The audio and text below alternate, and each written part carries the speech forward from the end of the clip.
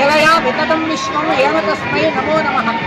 శ్రీ వీరవేంకట సత్యనారాయణ స్వామి వారి సన్నిధిలో క్షీరాబ్ది ద్వాదశి రోజున తెప్ప మహోత్సవం చాలా వైభవంగా జరుగుతుంది.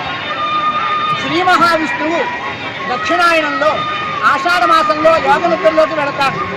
యోగనిద్రలోకి వెళ్ళినటువంటి ఆ శ్రీ మహావిష్ణువు కార్తీక శుద్ధ ఏకాదశి రోజున యోగనిద్ర నుంచి మేల్కొని క్షీరాబ్ది ఆ క్షీరశయం సాగరం నుండి తులసి వనానికి వస్తారంటే బృందావనానికి వస్తారు. బృందావనానికి వచ్చినప్పుడు అక్కడ తులసీఘాట్ని సహిత లక్ష్మీనారాయణుడిగా అక్కడ అందరూ కూడా పిలుస్తారు. అదేవిధంగా అన్నవరం క్షేత్రంలో సత్యనారాయణ స్వామి వారిని అమ్మవారిని కూడా పంపా సరోవరానికి తీసుకువచ్చి ముందుగా తులసీఘాట్ని సహిత లక్ష్మీనారాయణ పూజ చేసిన తర్వాత స్వామివారికి తెప్ప మహోత్సవం చాలా వైభవంగా వేదంగా చేసుకుంటారు.